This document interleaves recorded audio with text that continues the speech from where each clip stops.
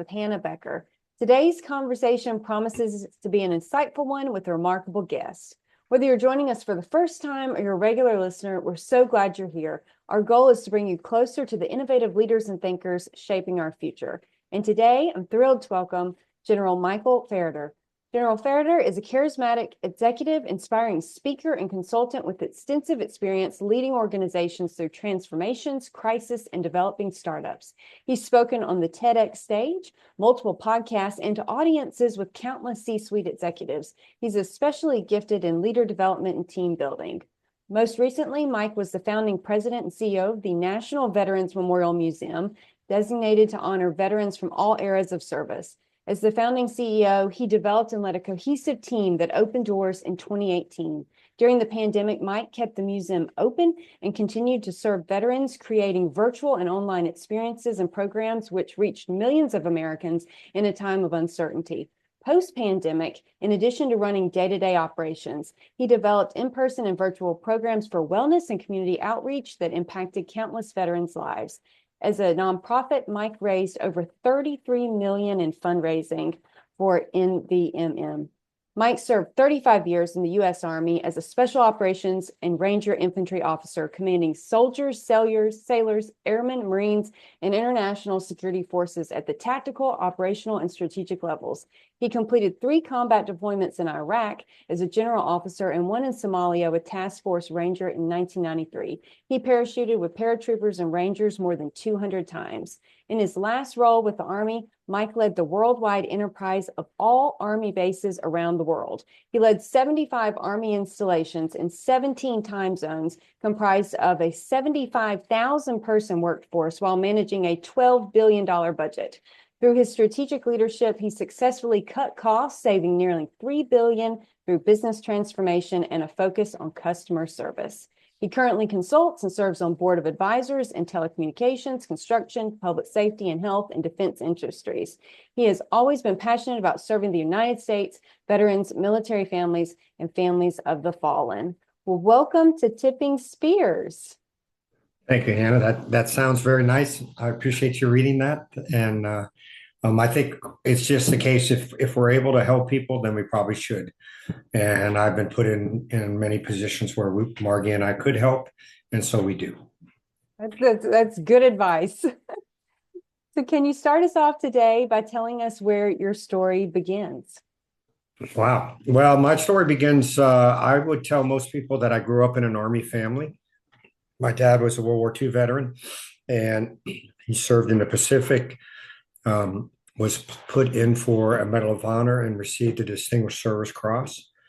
He was also, a child and a teenager of the Great Depression, and so we knew where every penny of allowance was ever given to us, and the value of hard work and the value of what we got paid. And we moved around a lot. I moved 18 times before I was 18 years old. And I lived in, Fort Rucker, Alabama, and Fort Benning and Fort Lewis, but Washington, D.C. area. Had some real developmental times when we lived in Heidelberg, Germany, and Berlin, which gave me a first view of other cultures in this world and other languages. And then we came back, he retired, and we moved up to Lake Tahoe in California in the early 70s. And that was another culture with another language, you might say. And it's like going from Happy Days to, some other crazy movie. And then we moved down to Monterey and Carmel area, where I went to high school at a private school in Pebble Beach.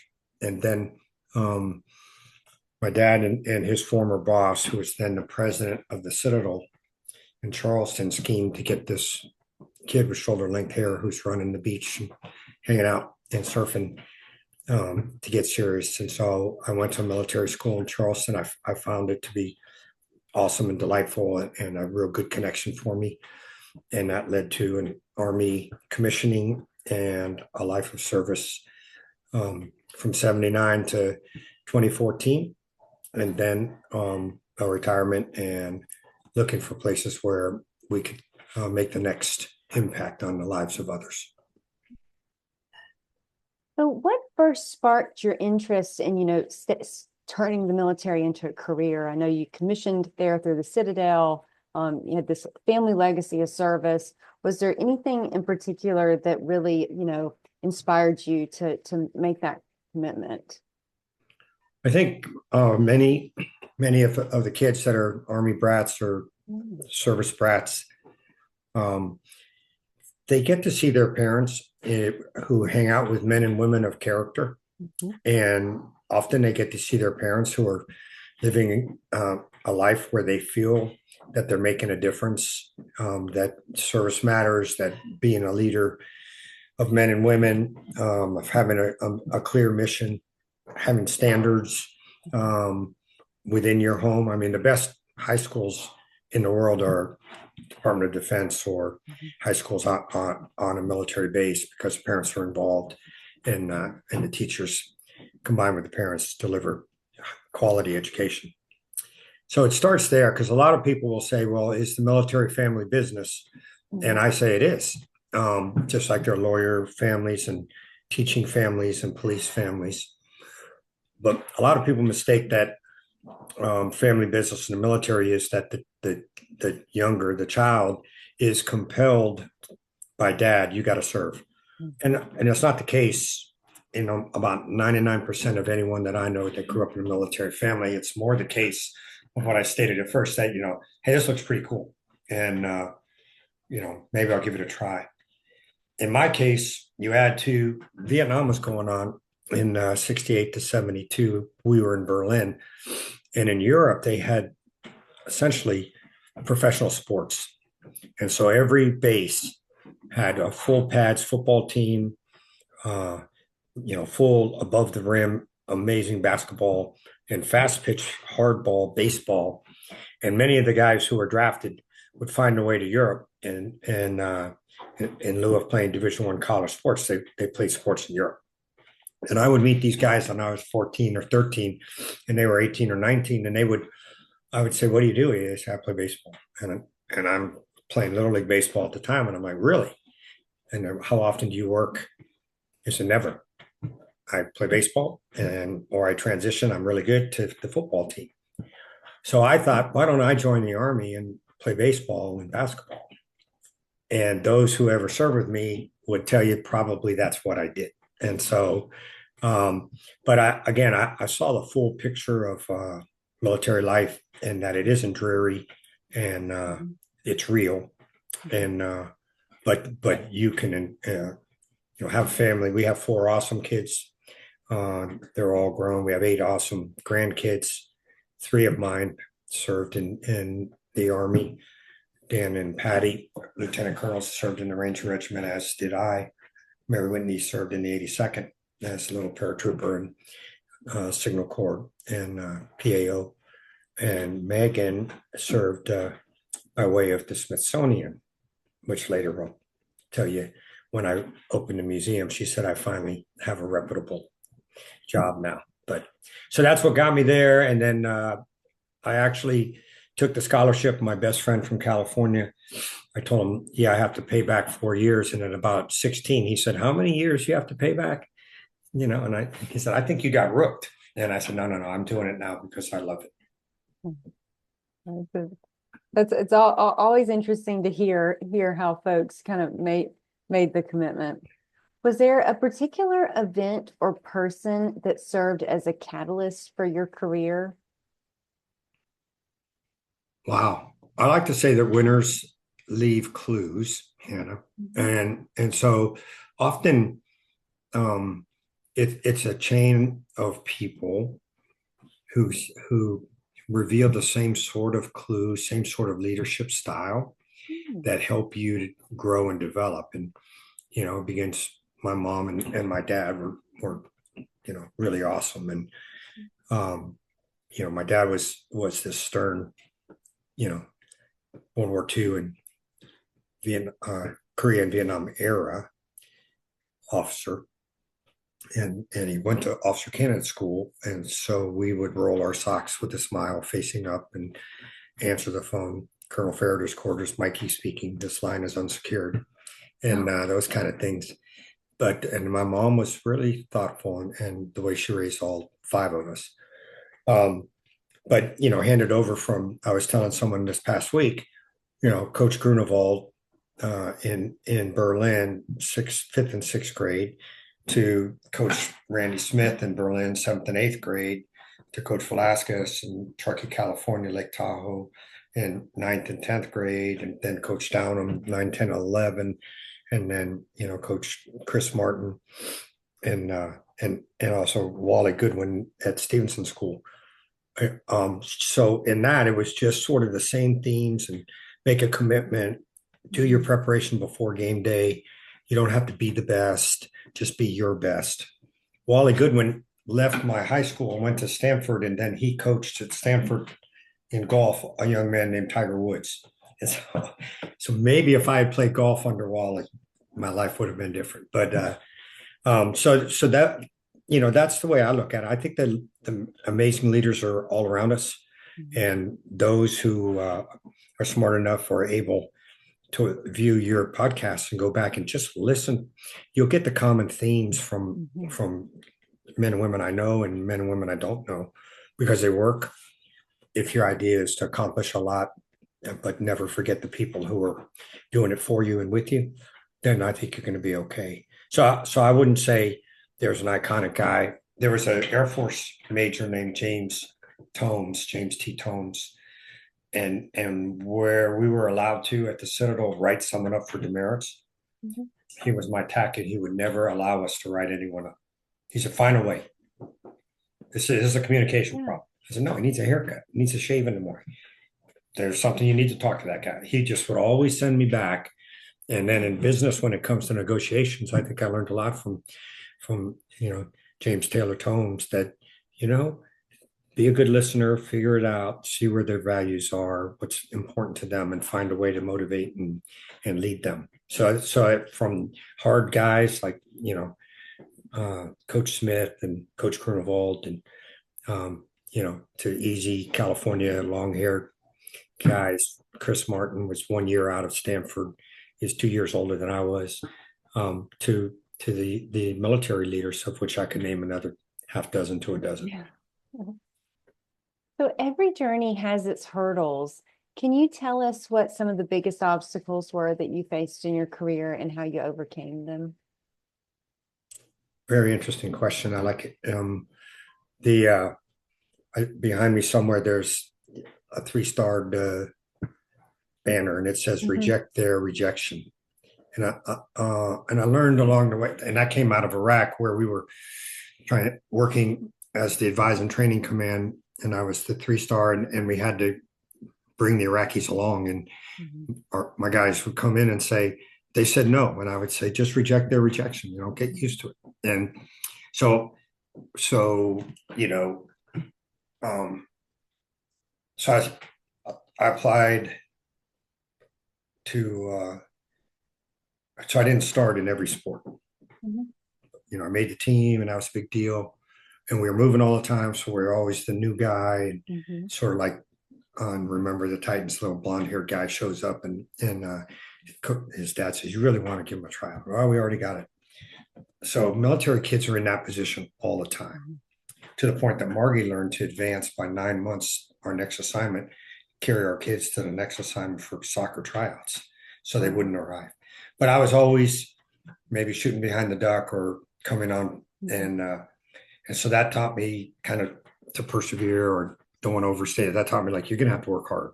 And often when I pulled into Robert Louis Stevenson School, which is a very rich boys' school back then, really famous kids in a private school, and I was what's called a townie.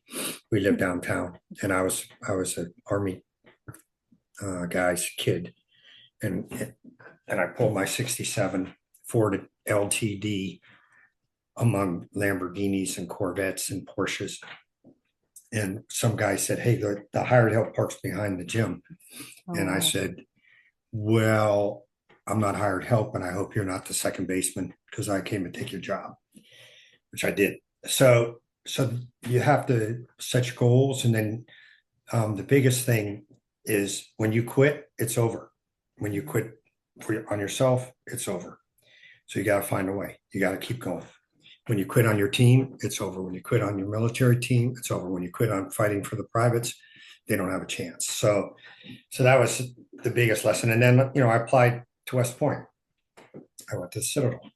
I was told I was going to the 82nd Airborne Division. I went to Fort Riley, Kansas. I was told I was going to Ranger School as a lieutenant. They said our slots were filled. You can go as a captain. Only 3 guys as a captain went, and only 1 graduated.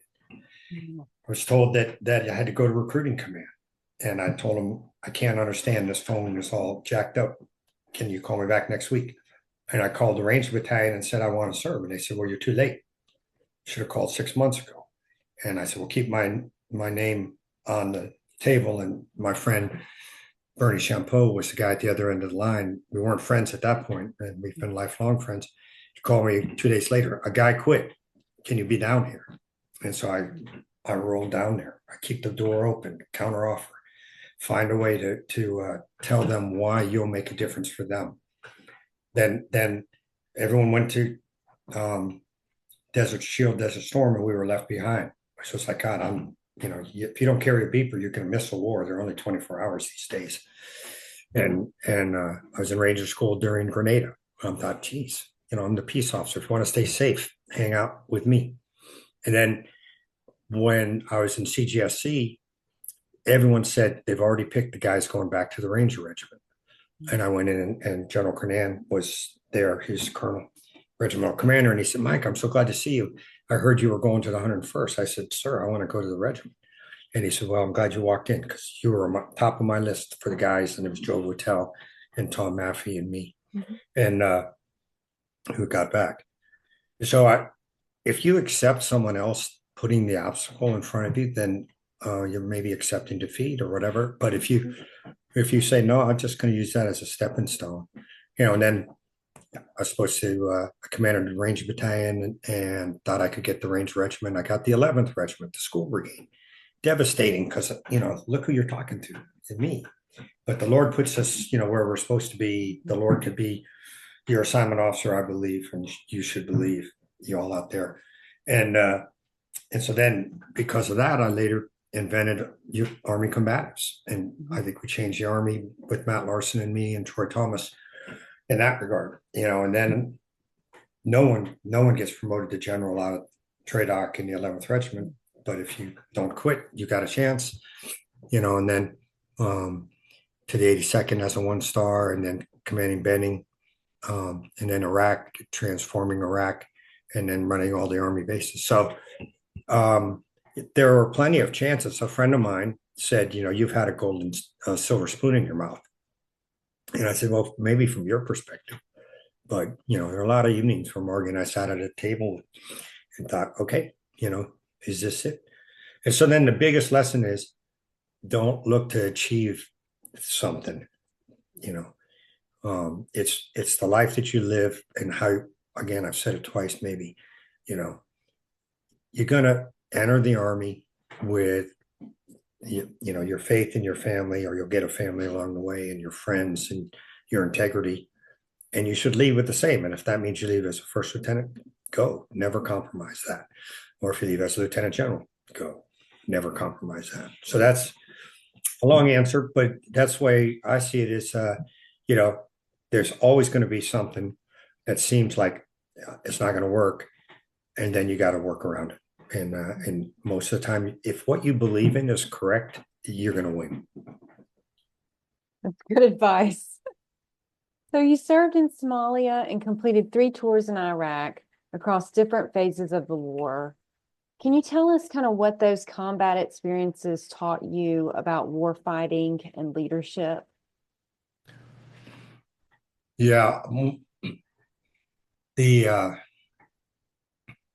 Mogadishu was a really great example, and I'm always quick to tell everyone I was at Fort Benning. I was left behind, and we pushed forward a small command group of Colonel McKnight and Captain Jim Klingerman, and then Major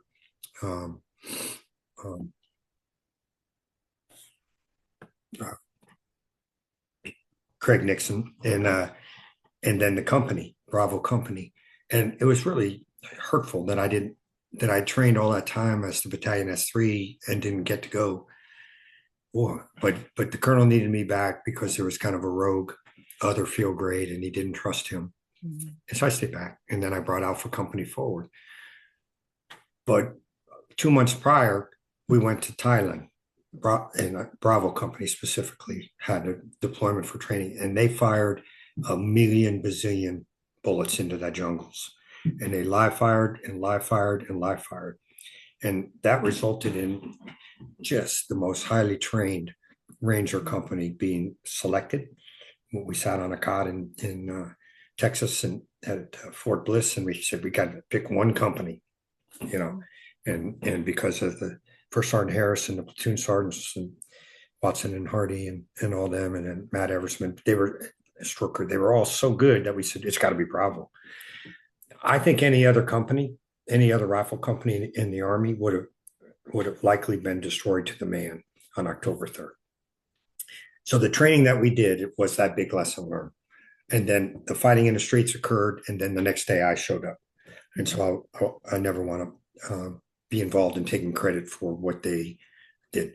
So then 3 tours in Iraq, and each one was amazing. I learned that experience counts. And so a lot of times guys had 2 deployments in Iraq already, but I was more experienced as an officer. So I had to seek that wisdom spot and put the ego in my hip pocket in order to be helpful to guys that wanted to tell me, well, we did it this way a year ago. General Austin taught us that everything looks the same, but nothing is the same from one tour to the next. And so you come running up and someone hands you the baton and says, go. It's not going to be the same 800-meter track. And so the enemy knows that, the Iraqis knew that, the world knows that. And so you really have to now become aware of the fight that you're in, not the fight that you train for, and not the fight that you wish you were in. Pretty strategic. And then I was asked to bring 104,000 Sunni men in from the cold. It was called the Sons of Iraq. It's one of my mission impossibles. And everyone said that you'll never succeed. And we did. And that meant they came from being Al-Qaeda to being neighborhood watch. And guys like Sean McFarland and Gary Valesky and so many others were on the ground making it happen. And I was orchestrating it somehow. Though we traveled, me and this General Muthir traveled to every village and every town in Iraq, met with the sheikhs and the military, U.S. military and Iraqis, and brought them all in. And it meant that the maiming and killing of our kids stopped, which it did. And then I went back as a 3-star, and they said, you got to sell these foreign military items like F-16 jets and tanks and armor. And I said, I'm a light infantry ranger. But it was another big, run a big organization, huge budget, and stay focused on the outcome and your people, and then run the process. And then they rewarded me with 75 cities and 17 time zones called Army Installation Command. And it was pretty beat up by the previous leader. And so I started by taking care and doing win of the week. And twice a week, I'd ask the question, who is the best in the world at running child development centers? We have 283. We should know who's the best. Who's the best in the world at running our golf courses? I'll inspect all 55 if I need to. But then you just share the victories, and then you get the flywheel spinning or the snowball rolling downhill, and it's a pretty golden era. So those are kind of the lessons of leadership. Trust your people, communicate, and then communicate some more, and be a good listener.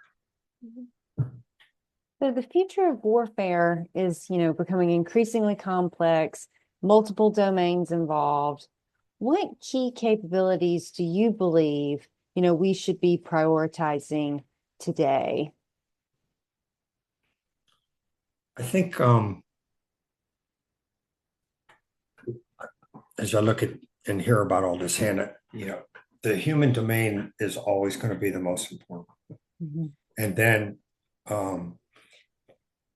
the training and education that we give our I'm just going to use the word soldiers, but it's for all of our services. The training and education is helpful. And then having leaders of character is vital. And then you can give them a rifle with no sights, or you can give them unmanned drones or squad operated, UAV. And I had a conversation with my son Dan Ferriter a few years ago, and he was trying to really push the drones into the Range Regiment. And he said, I'm getting a lot of pushback. And I said, well, the drone is no different than the principle of meeting the enemy with the smallest force possible. You can't tell people they're knuckle draggers and they're knuckleheads because they won't sit down behind a terminal and learn to fly it. You have to put the equipment and the technology within our doctrine and principles, and then see how that causes some of our doctrine and principles to change. But the bottom line for a ground force is, we have to be on the ground. We have to seize terrain, hold terrain. We have to work with the people. We have to move to and destroy or control the enemy, and then we have to leave. And now everything else is helpful along the way. And then counter drone and those kind of things are going to be important. Communication is going to be important. But if you bypass the thought that the developing the leaders at the toughest of times to be men and women of character, and the men and the women to trust their leaders and to be physically fit and expert with their gear and great at first aid and people who never quit. Those are always going to be the formula that I'm going to bet on. So looking back at your early platoon, and company command years, what leadership habits that you formed then kind of stayed with you all the way to the 3-star level?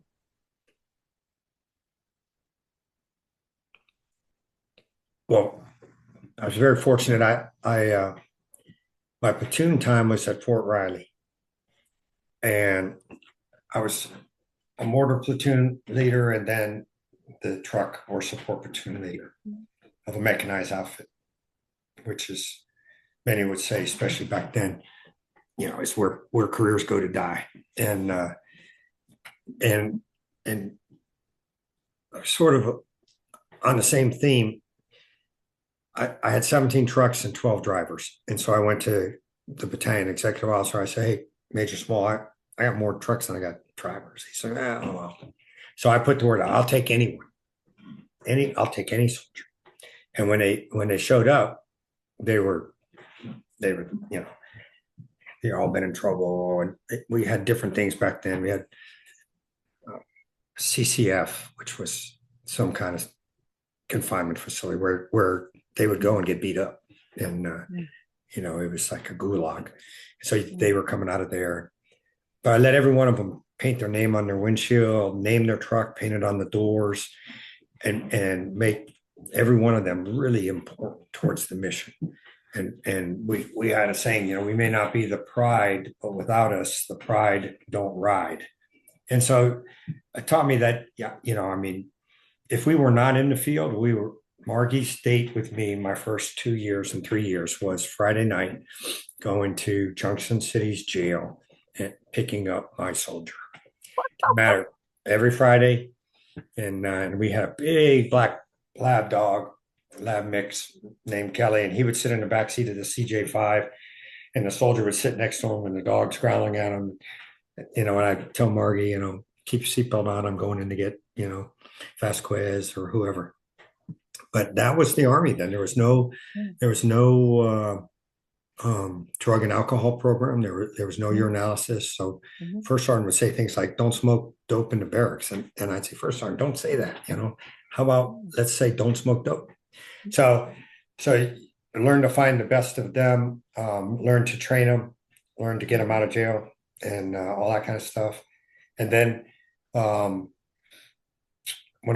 from there to a parachute company, airborne infantry in Alaska, Charlie Airborne, who we still meet, every year with about 50 of the paratroopers from 126 guys, because it's as cold in Fairbanks as it is in Ohio today. And it makes hardy, tough soldiers, which I learned is important. And we walked everywhere. And then we went to the Rangers and we walked everywhere. And when I commanded the battalion, when I commanded 82nd Battalion, we walked everywhere. And when I commanded the Range Battalion, we walked everywhere. And other people getting on buses at the drop zone and driving home. And so that made this kind of we're the toughest guys possible. And then a few years ago, Patty Ferriter, my other son, was taking command of Bravo Company 2nd Range Battalion. And I commanded Bravo Company 2nd Range Battalion. And it's the only time in Army history that a father-son command the same Ranger company. Oh. And so he said, Dad, I've written my command philosophy. It's 8 pages long. Will you read it? And I said, no, I won't read it, nor will anyone in your company read it. That's stupid. It's way too long. And he said, okay, smarty pants, what was your command philosophy? So to your question from company grade up, I said, well, here's my command philosophy. Write it down. First is do what's right. And in every case, that means be true to your spouse and leave everyone else's alone. It means when you file TDY, just tell the truth. It means, if you lose something, report. I lost a weapon. I lost a truck. We lost a truck in Germany one time, a 5-ton truck. Not that you can't make it up, but just do what's right. So, okay, we lost a truck. We've got to report that. Now let's go find the truck. So the first is do what's right. The second is do your best. And I think in building teams, do your best is really powerful, because if you're trying to be the best player on the team, then you have those first years with Kobe and Shaq and other Lakers. They were horrible. They had the best players and a worse team. But if everyone's doing their best, then you don't have competition, especially among best friends, captains who are all competing against each other to get top block. It's stupid. So build a team on everyone doing their best and lead and develop them in according to the thought of, I'm going to help you to be even better. You're a better you. And then improve daily. So, get up and, do jujitsu this morning, or go for a run, or lift weights, or read, or if you're military, do better in your relationships with your leaders above you and beyond. Do better and improve your standing with your spouse and family, or your brother or your sister-in-law. God help us, right? So improve daily, and then build teams, and then take care of the little guy, and then never quit. So those have been my 6 from, I think I wrote it in Charlie Airborne, or I think I wrote it in Bravo Rangers, and I've never changed off of that. It didn't matter what size, MCOM at 100,000, it never mattered. International forces and all that. If I just told them, just do your best, do what's right. And when they're in trouble, you can ask a simple question. Did you do what's right? And if they can see that they didn't, then maybe a foot march around the airfield is different than a reduction in rank and loss of pay to their family. So it's like raising teenagers. You can be dumber than a soldier can be dumb, but they'll believe in you forever if you believe in them. Mm-hmm. That's a great perspective. So you commanded the Army's Installation Management Command, 75 bases, 73,000 employees, 17 time zones. What advice do you have for leadership when an organization is, large and complex, and you led one of the most largest and complex ones out there? So what advice do you have for folks that find themselves kind of in that kind of operating environment? Yeah. I'd give a little bit and a lot of credit actually to Stan McChrystal and Dave Barno. They're both classmates, class 76, really good people, good leaders. And they said, just be consistent. But by the time your instructions trickle down to the bottom, and you've changed it, then at the end of the bullwhip, it's just a wild ride, right? So be consistent, be thoughtful, and put guidance out that makes a lot of sense. And then rely on reliable people. So I've always felt that if I had a seat at the table, then so did my command sergeant major. And so Command Sergeant Major Rice or Hardy, Chris Hardy or Hartless, Jeff Hartless. It's a great name for a Ranger Command Sergeant Major Hartless. And but having them there is really important because they offer a different view from where they sit and where they've come from, but also a different connection throughout the command. So what Barno told me was always talk about the mission. Don't talk about problems. Write a note to your first sergeant majors, even at MCOM sergeant major. We got a problem with this. They can cover that. What they need to know is what the standards are and how that gets us to the mission. And that's that positive approach. And then Stan talked quite a bit about, be consistent with your message and themes. And then go out, be available. And when you arrive, I call it the six, than me, I call it the six rights, be at the right place for the right time, for the right reason, in the right uniform, with the right message and the right attitude. So if you're going to visit someone, and the idea to visit, Camp Zama, Japan, is to thank them for all they're doing. Don't let someone in the van piss you off and you step out into a conference room and you're talking about, why trash isn't picked up on the base or something silly like that. So I combine all those just to try to be the best version of me, and be the best, the one that they know I'll take care of them. If they can get the word to me, I'll take care of them. And that's what I do in the civil world too.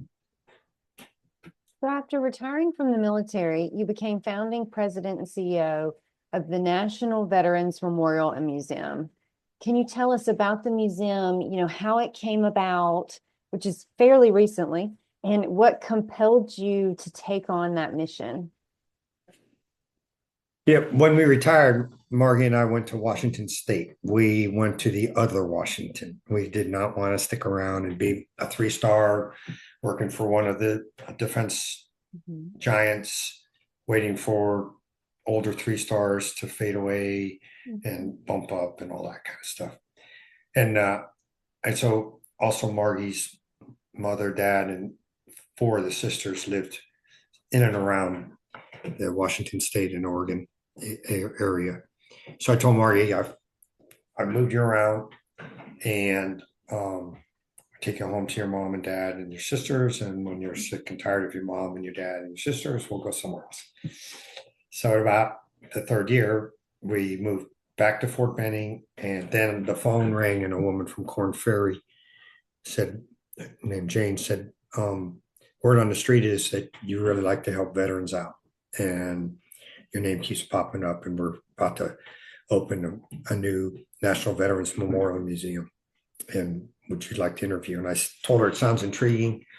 Where is it? She said, it's in Columbus. And I said, well, I'm in Columbus, Georgia. And she said, no, it's in Columbus, Ohio. So I came here and met with those important people, and on a Thursday, and they called me back on Friday, could you come back next Thursday for an interview? I said, of course, sure. And then an hour later, they said, could you come back next Tuesday instead? I said, of course. They called back an hour later and said, can you come in Monday? Can you come Sunday for Monday morning, 8:00? And I said, okay, it's just, loyalty check. You really want to see all that jazz. And so I came in, they had a second interview with some more important people. And they said, when would you be reasonably available if we hired you? And I said, the Army never gives you more than 2 weeks, so I'll be here in 10 days.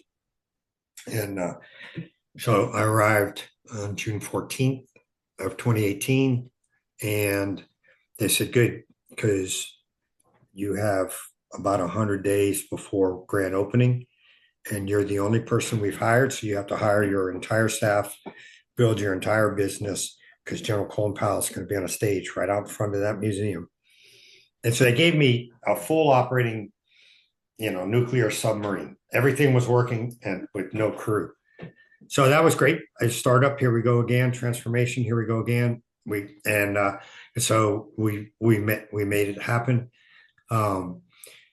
they gave me a bag of money for the first year and said, go raise funds. And so I got to be very good at, I think it's for nonprofits raising funds, it's just the art of persuasion.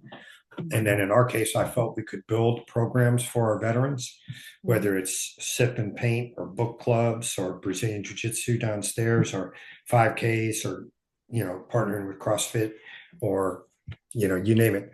And then sell that to sponsors. And so we were very successful. It is the one and only museum. It's the National Veterans Memorial Museum, the one and only for veterans from all times in peace and war. And it tells the story of veterans through a series of giant kiosks and interactive things, interactive, screens and those kind of things. So from, why I joined, leaving home, basic training, deployments, combat operations, deployments, and the kit that you bring home to your wife that she can't believe, jackets from Korea and that kind of stuff. And then letters to home, and then families to the fallen, and then different VSOs and how the VA got started, and then life after. And so as you wind through, you get to see and feel that. And then a lot of great community events and a lot of amazing programs like Rally Point. We just open up in the morning on Saturday, let anyone come in, make sure they're not sleeping in their car, make sure that if they need employment, then we built on that to bring in VSOs. Then we built on that to do employment fairs and just kept building on all of that. And I did it for 6+ years and then retired in 2024 and shifted effort towards the ongoing Ferriter Group stuff and consulting and advising. So I know you're doing consulting, doing advising, a lot of different sectors and industries that you're advising. Can you tell us kind of what the private sector gets wrong about leadership, what you're seeing that, they're missing something critical? This question jumped out at me. So audience, the truth is that Hannah shared the questions. So if I hit any home runs on my answers, that's because I knew what the question was. And if I didn't, it's my fault. But on this one, I think the easiest answer is culture, and I'm seeing it in one of my companies right now. But culture can be bad in the military too, and so I don't think it's a this or that. And being a granddad of 8 grandkids, everything is you want this or you want that, you want this or that, and little kids as we brought them up. I don't think it's this or that. I don't think it's the military leadership is awesome and makes no mistakes, and civilians are dopey and they make mistakes. I rather think that we're human and fallible, and so when bosses aren't thinking about building their team, that's a mistake. In transition, if you're out there and you need someone to help you in transition of an organization or transformation, call me. I've seen it, and I'm seeing it right now in one of the biggest companies I work with, and they don't got a plan, and so it's very repeatable. What's going to happen? Some people feel left out. Some people move on the opportunity. So the leader has to constantly understand the dynamics of his or her team, and then build it towards the next. And then they have to understand the need. I have a card that says who on my team needs to hear from me today. And so I look at that, and then I write a note to somebody before 10 o'clock. And my team's expansive. It's 300 jiu-jitsu people across the country, and it's 180 paratroopers, and it's 300 rangers, and it's all these different business people. But they're all, I'm on their team and they're on mine. And so the big mistake is when a leader doesn't care about their team, and we say they don't care what you know until they know that you care. Chris Hardy says that. in Sergeant Major Hardy. And so the mistakes they make is they just drive on. And they're like, yeah, fall in line or fall out. And that's just going to cause more work instead of a passionate workforce that believe in you.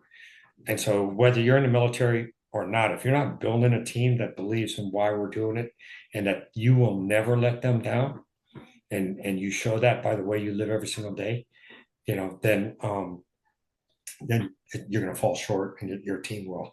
So I'm going to skirt the question and not say that there's a culture difference. And for those transitioning, let me answer the question that's helpful. You need to get involved. If you're transitioning out of service, you need to find a group. You need to find an activity, because you were staff sergeant or major or colonel or general so-and-so, and nobody cares that much about it. And in your company, at the end of the day, they're going home, and they don't think about it. If you're a young person and you have a baby, they're not coming to the hospital to see how mom's doing, which we do as military leaders. They don't have a hail and farewell baby stork gift, that says, airborne stork dropped a baby on this family that's sitting in somebody's office many years later. They don't necessarily get that cohesiveness is so key. They don't cut your grass when your husband deploys. Mm-hmm. So don't expect them to. Instead, find the new continuity and build it, and then bring your leadership and continuity to that organization. And when someone says, these people that don't get it, isn't that kind of obvious? So don't bitch about that they don't get it. Protect your team, build your team, and develop your boss. And then if it's not right, begin looking for the next place that is right, or go invent something and do that. Does that answer the question? It really does. Yeah, as you're describing it, it really hit home. I think the military community is so special. And that was one thing when my spouse retired out, when he retired out of the Army, it was kind of shocking, General Ferriter, like you're talking about. People don't, come visit you in the hospital. They don't help you out when one of you's, laid up or has a work trip. And I really appreciate your kind of realism with that. And then there's such an opportunity for veterans and spouses too, to kind of step up and demonstrate, this is how we take care of people. This is, in our community, and these actions, and, hopefully there's everything good about a veteran family. I'm just telling you, and what I have said for 10 plus years is, your high schools get better because the moms and dads are like, how's my kid doing? And their teachers are like, why are you involved? And then, if kid is dopey, then, there have been teachers that have asked me, hey, all right, Dan has had enough pain. Or can Dan play in the state championship in soccer? No, he blew it. You guys are going to have to win, and then he'll play in the next game. But because there's accountability in these families. And then likewise, it's, we got a news of a friend whose wife has cancer. And so Margie's cooking lasagna and carrying it over tonight. That's what we're just used to. And so when it's not there, teach it and create it. And then, or find the next niche that allows that to be pretty wonderful. That's great advice. How do you want the next generation of leaders to think, differently about service and responsibility than, what may be considered kind of like mainstream culture? Yeah, the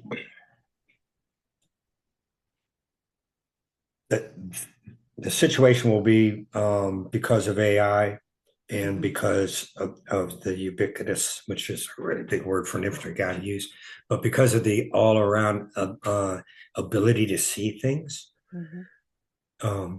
for them to seek wisdom. So we need to develop them that knowing something is going to be the state. It's going to be the thing, right? And before AI, my son-in-law, if I asked a question, he'd look at his phone. I'm like, hey, look at me. I asked you a question. I don't want but now it's definitely, whether it's sous vide, cooking, I'll look it up, how do I make, chicken roll? So they're gonna be information uh, upload. Mhm. So I'll roll back to is that the human dimension, knowing more, being smarter, you know, will not matter. We want that keen understanding of why am I here Mhm. and what does the nation need me to do and what is this situation, informed by much more information than ever before. But at the same time, um, I need to build a team that understands our mission with passion and is willing to do everything right, correctly, morally, to accomplish that while taking care of my team.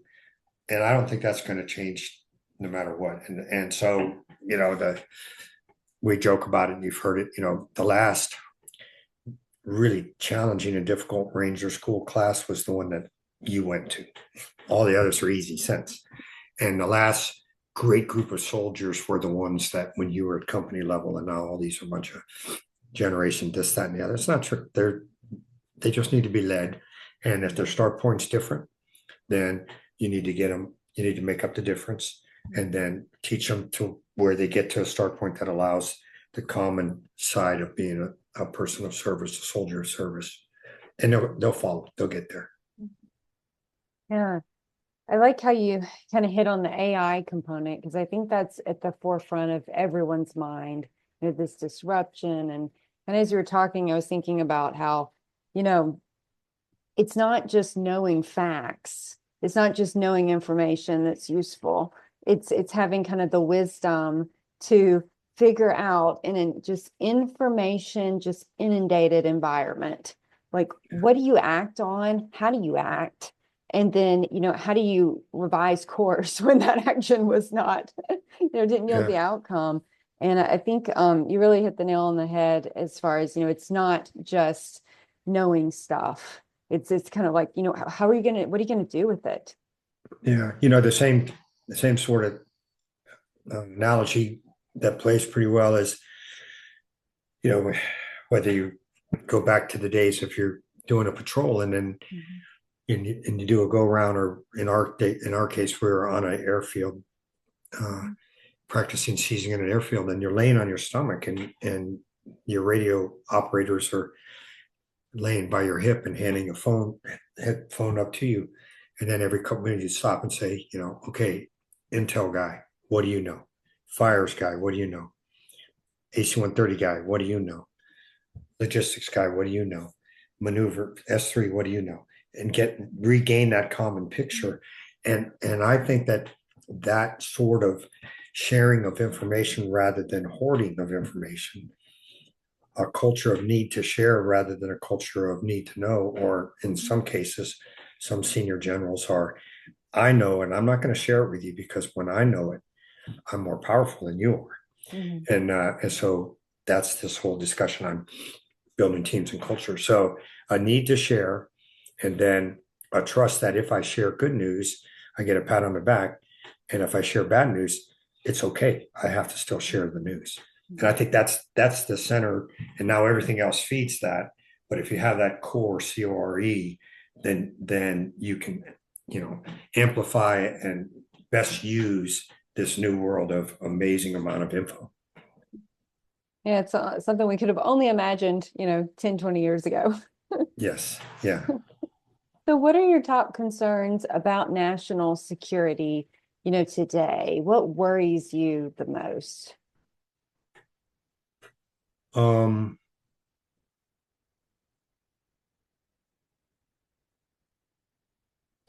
I'm really, kind of dopey, optimist. And uh, if Secretary Collins would retire, I'll take over the VA and fix it, and you put me in, coach, I'm going to play, Mhm. tell me on the way, am I shortstop or left field? Just tell me. Mhm. So I don't worry about it. Mhm. There's plenty to worry about.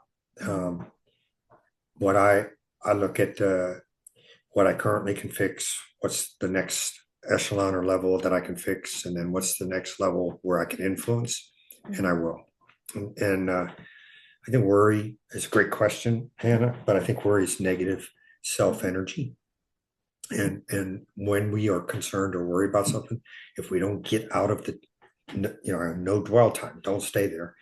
If you don't move out of it towards some kind of solution, it's just wasted, and if you're NASCAR, and I don't watch NASCAR, if your NASCAR cars have lost 3 in a row and you're worried, you're wasting your time. And so, but China's a big problem. Europe is goofing around. And who knows if what's going to happen with Greenland, if we're going to all be deployed there someday. It's going to take care of itself. And then we just have to be involved in making whatever part of our world better that we can. And I think, every Friday, today's Friday, at 1800, so you guys are hearing us on the 2nd, maybe. But every Friday, you should text someone at 1800 and say, buddy check. That's what I worry about, is who out there needs to have human contact, and we stop a suicide by 2 words. And if we all do that, if everyone that subscribes, listens, and hears this, if you do that next Friday, you'll find someone who says, man, I had my friend Jack sitting here. I had my friend Glock next to him. You saved my life. And that's a pretty good thing. I think too often our focus is on like big macro events that probably aren't going to, affect yours and mine's daily actions. And we neglect, the people that are close to us, the people we knew, our friends, family. And that's such a great practice that you outlined. It's something anyone can do, and it can make a massive difference in, the trajectory of someone's life. Absolutely, for sure. So any final words of advice or parting thoughts for the audience today? Well, again, thank you for what you do to host these podcasts. And I think winners leave clues. And if you don't pick up on them, then you're clueless. So I hope that something that you said or that I've said is helpful to people out there. If you're out there and you have a question about any of this, write to Hannah. She'll forward it to me. I'll get back to you. I promise.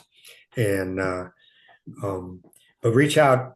Don't never walk by someone without saying hello. And when you ask someone how's it going, and they say more than fine or good or thanks, stop and listen and see how it's going. And then hug your kids, hug your grandkids, be true to your spouse. Do PT twice a day, and have a great life. Well, thank you so much, General Ferriter, for sharing your insights, your experiences. I know your contributions to our nation and the world have impacted so many, and I really appreciate you taking the time to talk with me today. Total pleasure. Thanks a lot. Good luck, and we'll see you around. And to our listeners, thank you for tuning in to this episode of Tipping Spears. We hope this conversation has sparked new ideas and challenged the way you think. Don't forget to subscribe to the podcast, and we'll catch you next time with another exciting guest.